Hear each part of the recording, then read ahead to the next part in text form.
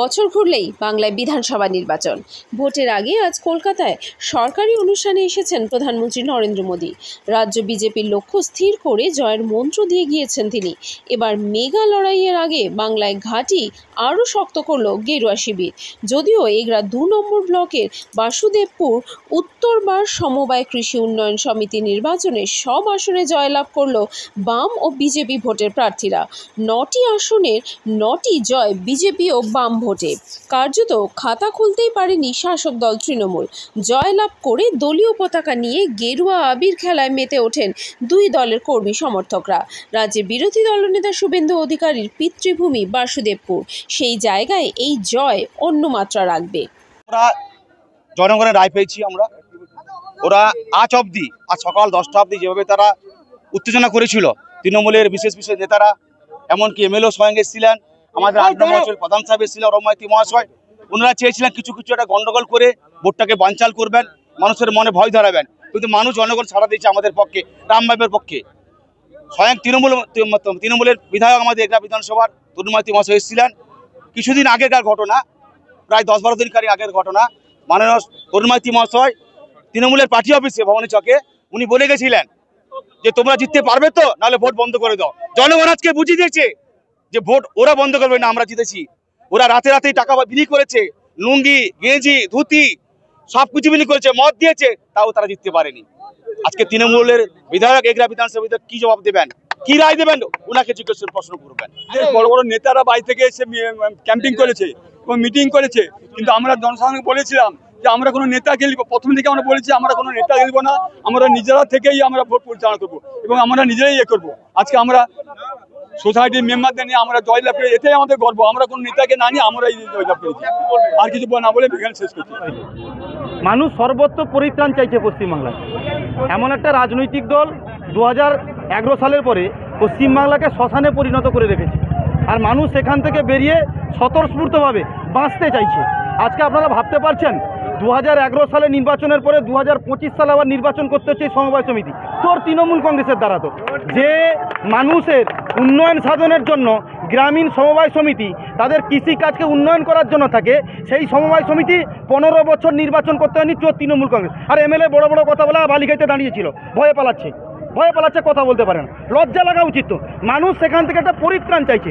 তাই সর্বত্র বাংলায় যেখানেই দেখবেন অবাধ শান্তিপূর্ণ গণতান্ত্রিক পদ্ধতিতে নির্বাচন হবে, সেখানে মানুষের রায় যথেষ্ট হবে এবং মানুষ একটা পরিত্রাণের জায়গা রায় দিয়ে 26 সালে আরও সেটা দেখতে পাবেন বড় আকারে। 26 সালের অপেক্ষা। এটা তো দেখছেন ট্রেলার, এটা যেটা দেখছেন এগুলো ট্রেলার চলছে, পিকচার আবি বাকি হ্যাঁ। তৃণমূল কংগ্রেসকে বলুন পিকচারটা বাকি হ্যাঁ, রাত বাকি। এখন তাদেরকে বলুন থামতে একটু। এবার লড়াইটা মানুষ দিচ্ছে, সমগ্র মানুষের জোট এবার লড়াই দিবে, মানুষই জিতবে, মানুষই শেষ কথা বলবে গণতন্ত্রে। তৃণমূল দাবি করছেন যে পয়সার ওই চোর তৃণমূলের কথা বলবেন না।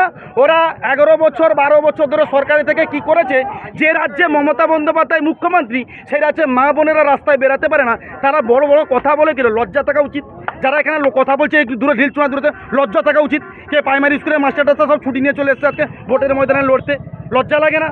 নির্লজ্জ বেহায়ের মতন কথা বলেন। বিজেপি টাকা দিয়েছে, তোমাদের রাজ্য সরকার চলছে, বিজেপি টাকা দিয়েছে, নির্লজ্জের মতন। মানুষের জোট, মানুষ পরিত্রাণ চাইছে।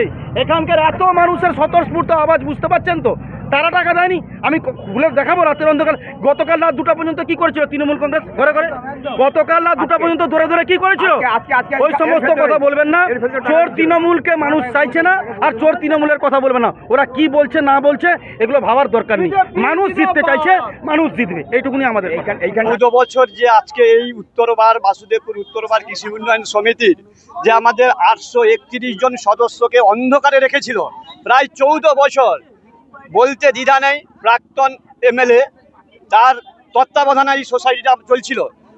উনি থাকাকালীনই, স্বর্গীয় সমরেশ দাস, উনি থাকাকালীনই আমাদের নিহারবাবু বলে গেছেন প্রায় 3 কোটি টাকা তছরূপ হয়েছে এই সোসাইটিতে। আজকের এই বিরুদ্ধে মানুষের জোট হয়েছে, এখানে কোনো রাজনৈতিক জোট না, মানুষের জোট হয়েছে চোরেদের বিরুদ্ধে। আজকে শুধু ভবানী চক বা বাসুদেবপুর উত্তরবার কৃষি উন্নয়ন সমিতি নয়, দিকে দিকে পুরো পশ্চিমবঙ্গে সর্বস্তরে যেখানে নির্বাচন হচ্ছে, এই চোরেদের বিরুদ্ধেই জয় হচ্ছে, মানুষের জোট হচ্ছে। আমরা একটা সম্মুখে এলাকার মানুষদের নিয়ে একটা জোট করেছিলাম। কে কে রাজনীতি কে কি করে আমাদের সেটা দেখিনি। আমরা এই সোসাইটিকে বাঁচানোর জন্য এখানকার এলাকার মানুষদের নিয়ে একটা জোটবদ্ধ হয়ে তারা তৃণমূল প্যানেলে, তৃণমূল একটা রাজনৈতিক দলের ব্যানারে ওরা লড়েছিল। ওরা ভেবেছিল মানুষকে ভুল বুঝিয়ে টাকার বিনিময়ে ওরা সবাই জিতে যাবে, এবং কি গতকাল রাত পর্যন্ত ওরা অনেক টাকা বিলি করেছে, আমাদের কাছে খবর এসছে। কিন্তু এখানে এই জোটের যে মানুষরা আমাদের ভোট দিয়েছে তারা টাকা নিয়েছে, কিন্তু ভোট দিয়েছে আমাদের এই সোসাইটির স্বার্থে, সমবায়কে বাঁচানোর জন্য। তাই আমাদের এই 5 বছর, আগামী 5 বছর যিনারা আমাদের ভোট দিয়ে জিতালেন তাদের কাছে দায়বদ্ধ। আমরা কৃষি কার্যে কৃষকদের স্বার্থে যা যা করণীয় আমরা করতে বাধ্য আছি, এবং আমরা তাদের কাছে কৃতজ্ঞতা স্বীকার করি সমস্ত ভোটারদের কাছে। এবং এও বলে রাখি, যারা আমাদের বিরুদ্ধে প্রতিদ্বন্দ্বিতা করেছিলেন উনারা প্রতিদ্বন্দ্বিতা করেছিল বলে আমরা জিততে পেরেছি, উনারা অযোগ্য বলে আমরা যোগ্য প্রমাণিত হয়েছি। তাই তাদেরকেও আমরা শুভেচ্ছা জানাচ্ছি। উনারা যে অযোগ্য প্রমাণিত হলো সবার সম্মুখে, তাই উনাদেরকেও আমরা শুভনন্দন, আচ্ছা শুভনন্দন, অভিনন্দন সবকিছুই জানাচ্ছি। ধন্যবাদ।